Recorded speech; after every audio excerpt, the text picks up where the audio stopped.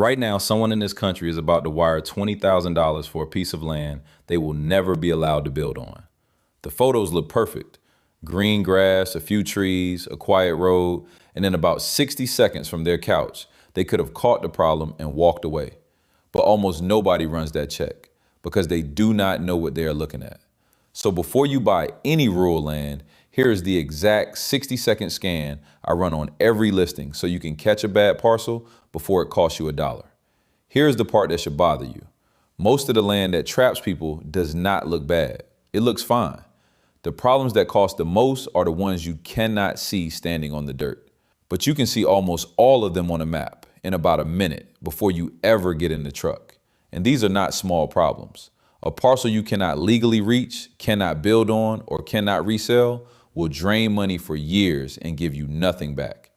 People lose the whole purchase price plus property taxes every single year on land they can do nothing with. The worst part is when they find out.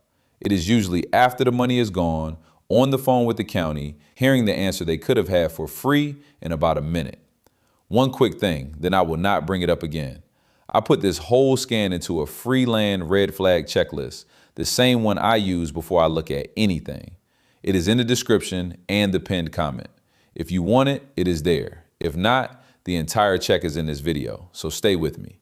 The scan needs one tool. Pull the property up on a map that shows parcel boundaries and map layers. Your county GIS site works, so do the parcel apps. Turn satellite view on, and then you run 5 things in this order. First, access. Can you legally get to it? This is the one that ends the most deals, and it takes about 10 seconds. Find where the parcel touches a road. You want it to actually front a public maintained road, not just sit near one, because a lot of cheap land is landlocked. That means no public road touches it, and the only way in is across someone else's property. Owning the piece behind another lot does not give you any right to cross that lot. You would need a recorded easement, which is a written, legal right-of-way, and if the seller does not already have one on paper, you may never get one. No access means no building permit, no loan, and almost no resale. On the map, if the parcel is boxed in on every side by other private land with no road line touching it, stop right there. Sometimes there is a thin strip connecting it to the road, what people call a flag lot. That can be fine, but zoom in and follow that strip all the way to the pavement because sometimes it belongs to someone else and then you are landlocked again. And even when the access is legal, check whether the road to it is public and maintained or a private dirt road you would be on the hook for. Miles of private road you have to grade and plow yourself is a cost and a source of neighbor disputes that never shows up in the asking price. Access is the fastest kill. The next one is the most expensive. Second, water, and I mean 2 kinds. Start with the flood zone.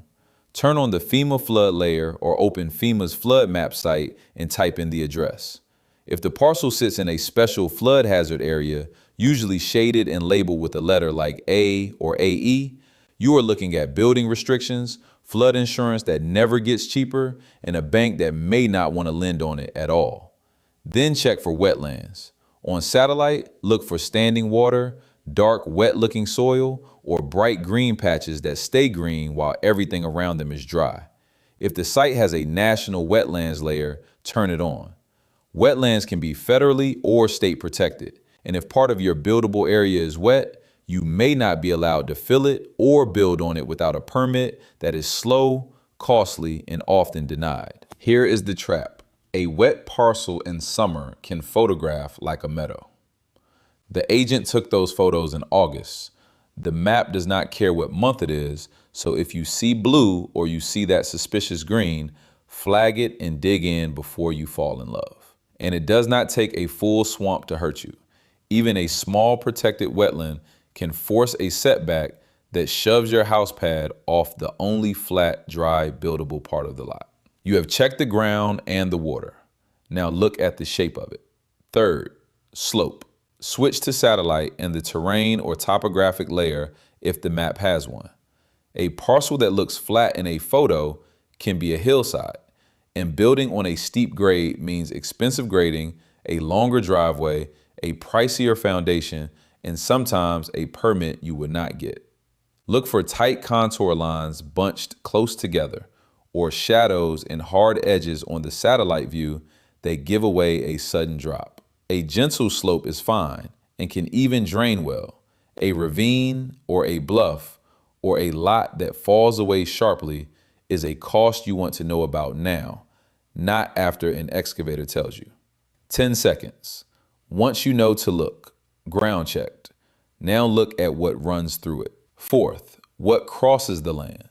Zoom in on the satellite image and look for a straight, cleared line cutting across it. A strip where the trees stop in a perfect row. That is almost always an easement corridor, usually power lines or a buried pipeline. An easement is a legal right for someone else to use part of your land, and you cannot build inside it. A large transmission line or a gas pipeline through the middle can wipe out your best building spot and pull real money off the value.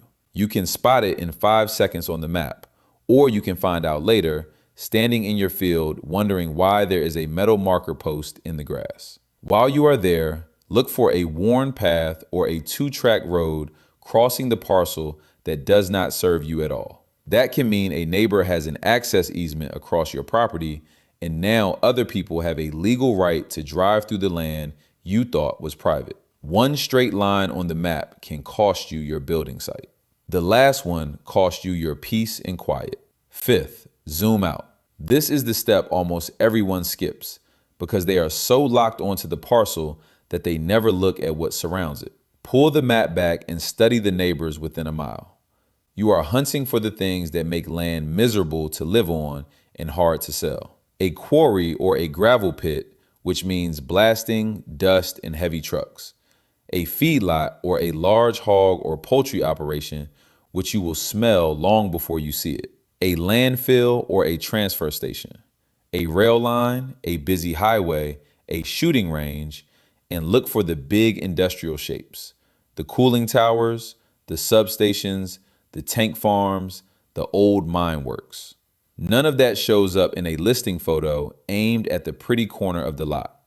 But your future buyer is going to pull the map back exactly like you just did. And if the answer is bad, they walk the same way you should. And notice whether your lot sits alone inside a subdivision. That usually brings a homeowners association and deed restrictions on what you can build, which is not the open rural land the listing made it sound like. That is the scan.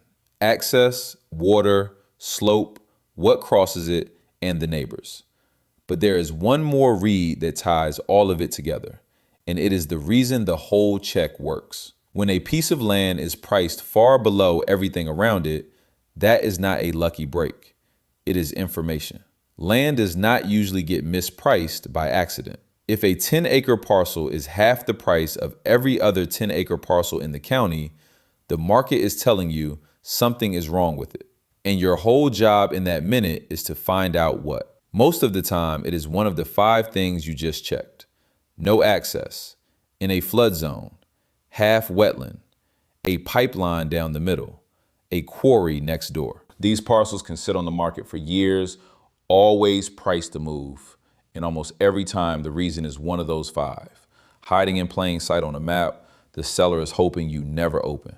So run the scan, and if the land is cheap and you still cannot see why after a minute, that is not your green light to buy. It is your signal to slow down, because the reason is there whether you have found it yet or not. The people who get burned are the ones who see a low price and assume they got lucky. The people who do fine assume the price is honest and go looking for the catch. So before you drive out, before you make an offer, run the 60-second scan. Access first, then flood and wetlands, then the slope, then whatever crosses it, then the neighbors, and always ask why it is cheap. It does not replace a survey, a title search, or call to the county, and it is not meant to. What it does is keep you from burning a Saturday or your savings on the parcels that were never going to work in the first place. If you want more of these before you buy, subscribe, because that is what this channel is here for. One last thing. This is for education, not legal or financial advice. So talk to a licensed professional before you sign anything. I will see you on the next one.